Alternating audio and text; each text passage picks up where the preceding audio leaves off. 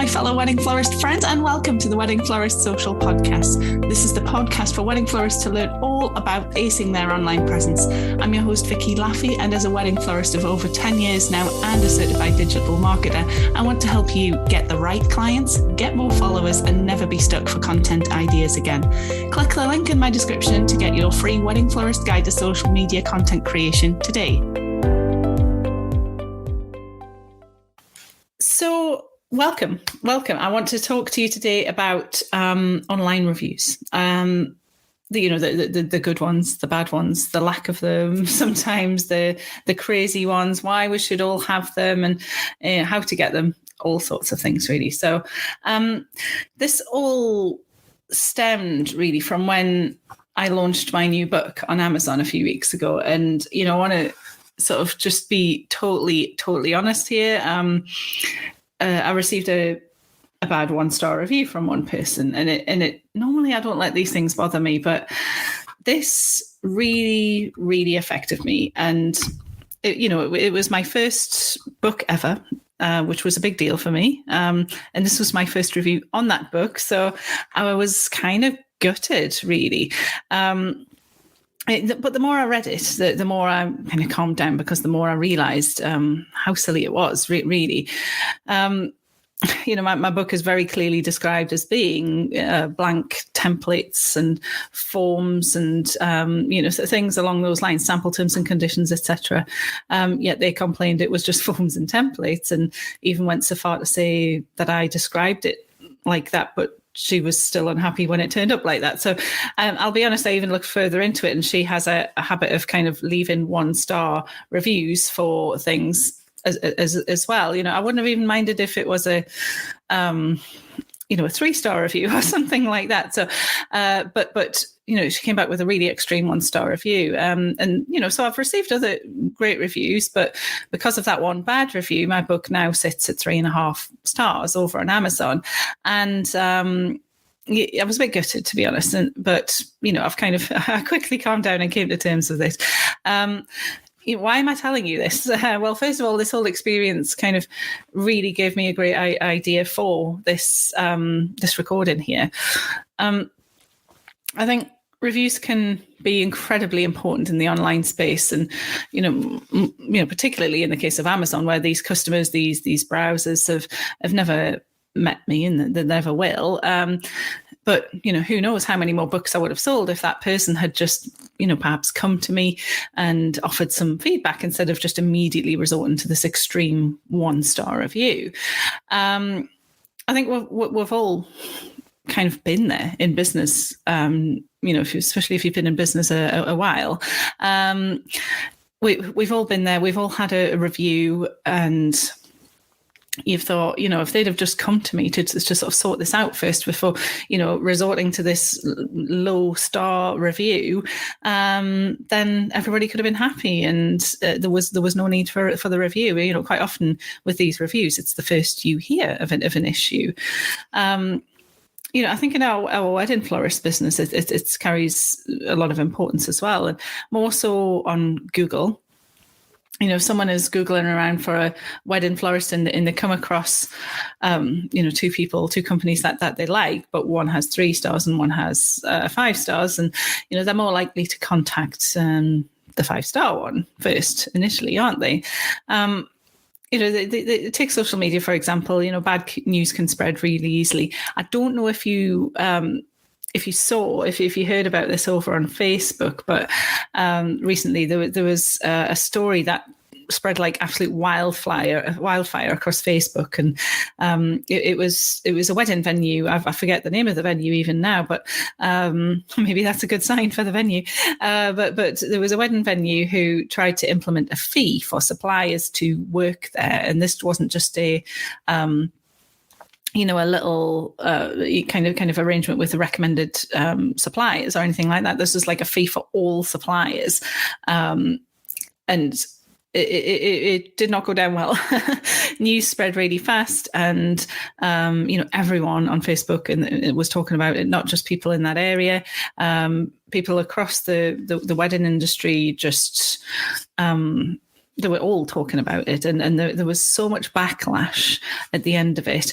They just completely backtracked basically, but by then the damage was done. They had to shut down their reviews for a while. They had to really, really deal with things in a different way. The damage was done to their business at that point because people were leaving reviews. They were sharing posts. They were bad mouthing the business online, and it's actually probably for a little bit of greed at the beginning, they've done more damage than good. There's going to be couples who would have perhaps booked them who now won't, and so I don't think it was a particularly wise move. But I think it was made a lot worse by online reviews and online presence in general. So, but I do think people are very savvy, and they do check out reviews, good and bad, before making a decision. It's a bit like, if you've ever booked a holiday and you go on TripAdvisor to, kind of just say, read. Sometimes I go on just to read the negative reviews, to be honest.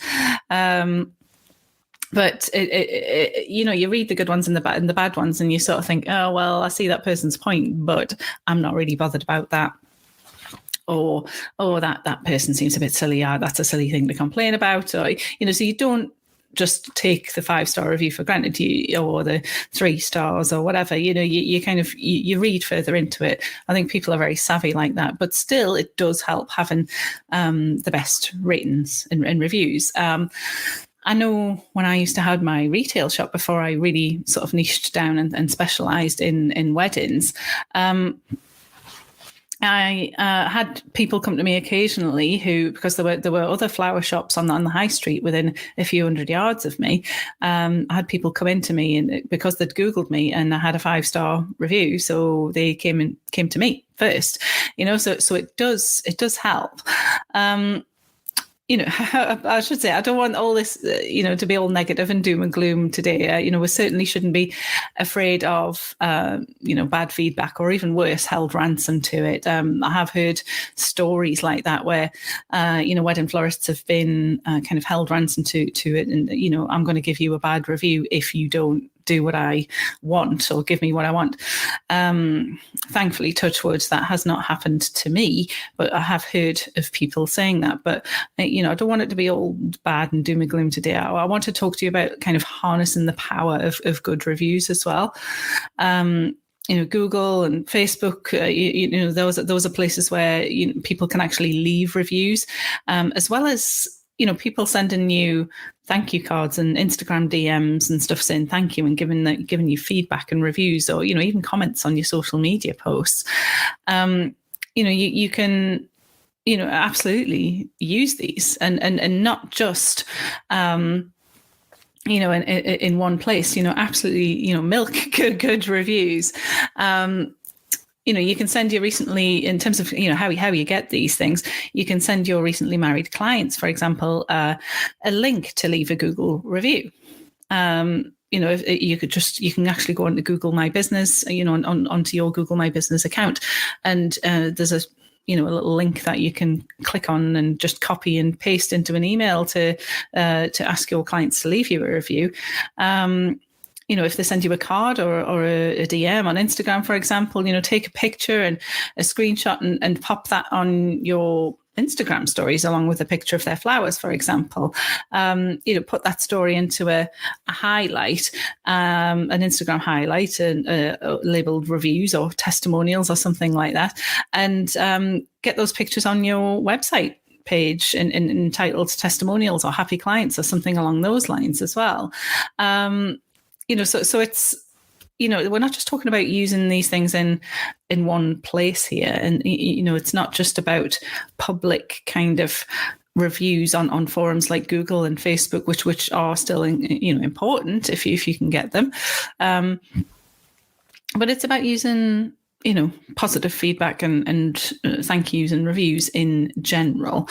And this can be in more than one format. If somebody sends you a card, you don't just have to have that card pinned on a wall in your studio, for example. Get it out there into the online world. It's if you follow Floral Quarter, my business over on Instagram, you'll see that I sometimes do that. If a bride or a groom or whoever has sent me an Instagram DM, or maybe they've just put a comment on a picture of their flowers that I posted, for example, I will screenshot that. I crop it so it's just just their words, and I will pop that on my Instagram stories. And that Instagram stories then goes onto an Instagram highlight labeled, I think it's called testimonials or something like that. I even made an Instagram reel of one, actually. I just booked this absolutely ideal client, and she sent me an email back, after I'd said, thanks for booking, etc. She sent me an email back saying, Vicky, it was as easy to say yes to you as it was to say yes to Matt, who's her fiance. So naturally, me being me, I made a reel out of that, so I did a video of some flowers and kind of put her quote over the top of that.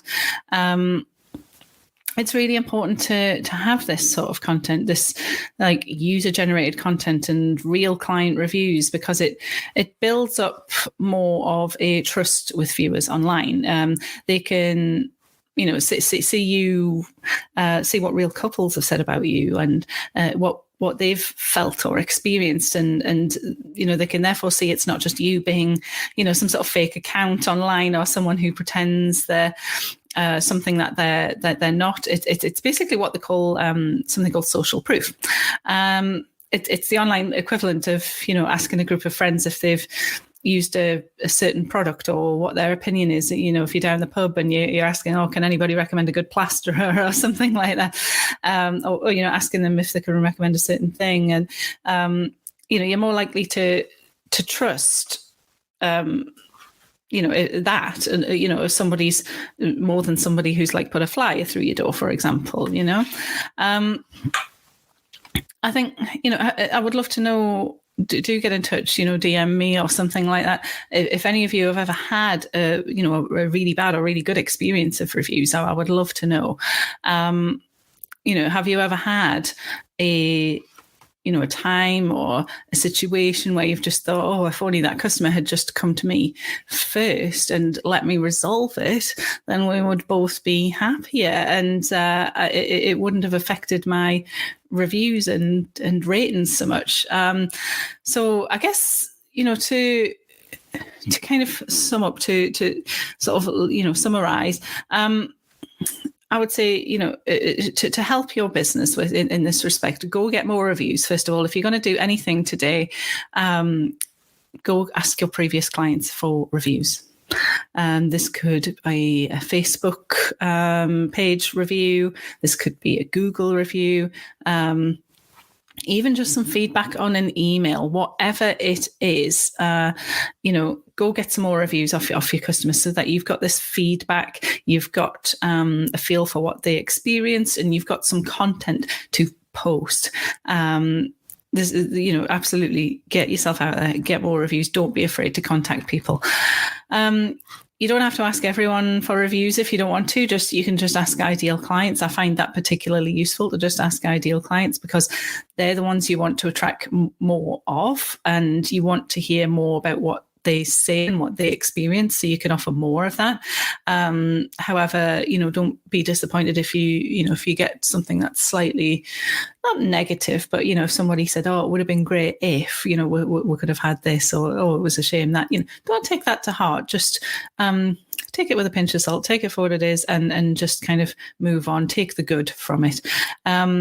Get those reviews on your socials and sing about them, basically, and pop the links to your testimonials page all over your website as well. That's a huge thing.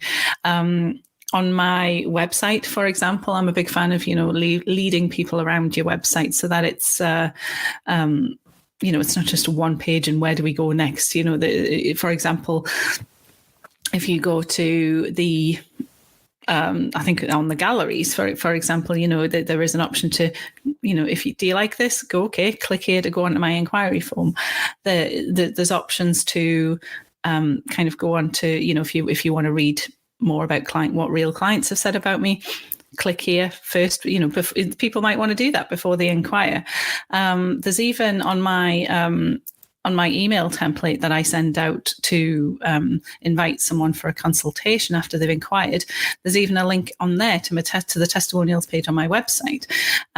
So absolutely, get these things on your website, get these things on your socials, and really kind of milk them for what they're worth. So I hope you have...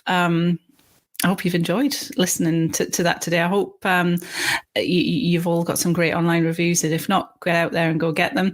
I hope it's been useful for you. Hopefully it's been informative, and I'm glad to be back after an extended hiatus of lives and podcasts and things like that. Thank you very much, COVID, but I'm glad to be back.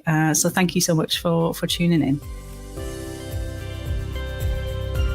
Well, thanks so much for listening all the way to the end of Wedding Florist Social. Remember to hit subscribe so that you don't miss out on any future episodes. And if you want access to some free community and support, then head across to Facebook and look me up on the Worldwide Wedding Florist Community Group. I look forward to seeing you there.